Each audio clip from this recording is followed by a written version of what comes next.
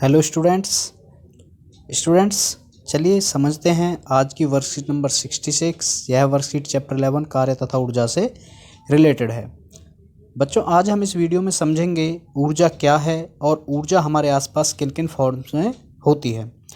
Students चलिए देखते हैं कुछ प्राकृतिक ऊर्जा के सोर्सेज क्या हैं। जैसे सूर्य हमारे लिए ऊर्जा का सबसे बड़ा नेचुरल सोर्स है। हम परमाणुओं के नाभिक, पृथ्वी के आंतरिक भाग और ज्वार भाटे से भी ऊर्जा प्राप्त कर सकते हैं, लेकिन विज्ञान में हम ऊर्जा को एक निश्चित और सटीक अर्थ देते हैं।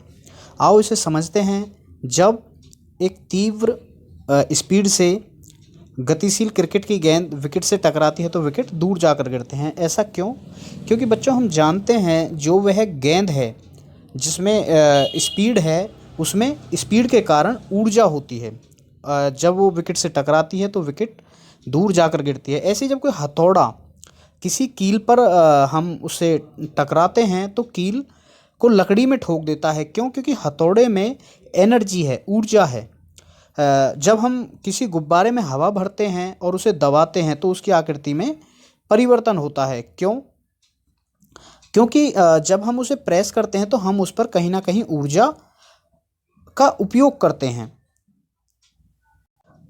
बच्चों, हम कह सकते हैं कि कोई वस्तु यदि कार्य कर सकती है तो हम कह देते हैं कि इसमें एनर्जी है, इसमें ऊर्जा है। हम साइंस की यदि बात करें तो साइंस में ऊर्जा एक मात्रात्मक गुण है। मतलब ऊर्जा को मीजर किया जा सकता है, उसको क्वांटिफाइड किया जा सकता है।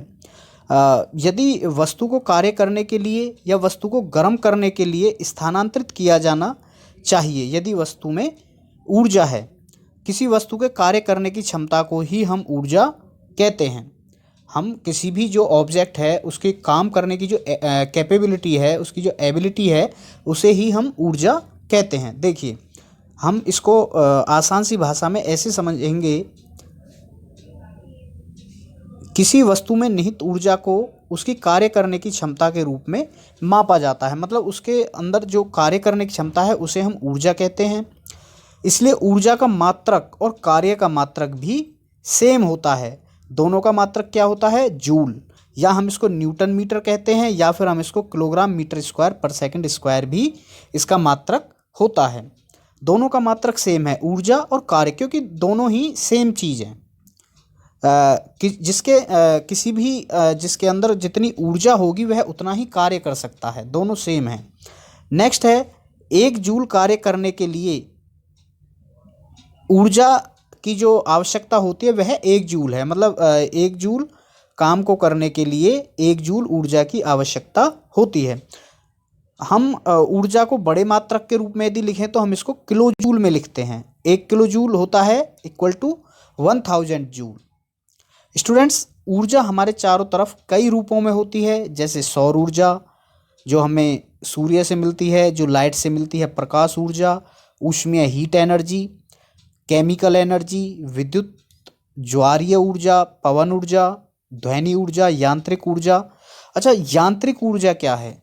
बच्चों, अभी हम जब आगे इस चैप्टर में पढ़ेंगे, वस्तु की जो स्थितिज ऊर्जा है और गतिज ऊर्जा है, काइनेटिक एनर्जी और पोटेंशियल एनर्जी, इन दोनों का जब हम सम अप करते हैं, इनका जो टोटल है उसे हम मैकेनिकल एनर्जी मतलब यांत्रिक ऊर्जा कहते हैं।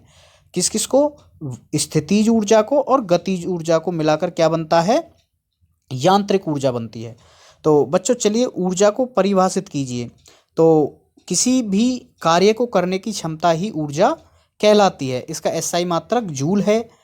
नेक्स्ट है, ऊर्जा के विभिन्न रूप क्या हैं? तो स्टूडेंट्स, अभी हमने ऊर्जा के बहुत सारे रूप यहाँ पर डिस्कस किए हैं। नेक्स्ट है 14.5 किलो जूल ऊर्जा को जूल में निरूपित कीजिए। तो स्टूडेंट्स, हम इसमें 1000 का मल्टीप्लाई करेंगे तो क्या हो जाएगा? 14,500 जूल। नेक्स्ट, सौर ऊर्जा किसे कहते हैं? सूर्य से मिलने वाली ऊर्जा को हम सौर ऊर्जा कहते हैं। पवन ऊर्जा का कोई एक अनुप्रयोग लिखिए, मतलब इसकी एक एप्लीकेशन हमें बतानी है। तो पवन ऊर्जा का यूज हम पवन चक्कियाँ जो होती हैं, जिन्हें हम इलेक्ट्रिसिटी प्रोडक्शन के लिए यूज करते हैं, उसमें इसका यूज किया जाता है। तो स्टूडेंट्स, यह है आज की वर्कशीट जिसमें हमने केवल समझा है ऊर्जा क्या है और इसका मात्रक क्या है और इसकी क्या क्या फॉर्म्स होती हैं। तो स्टूडेंट्स, यदि यह वीडियो आपको हेल्पफुल लगा है तो हमारे इस वीडियो को लाइक करें, फ्रेंड्स के साथ शेयर करें और हमारे इस यूट्यूब चैनल प्राइम साइंस को सब्सक्राइब कर दें। Thank you.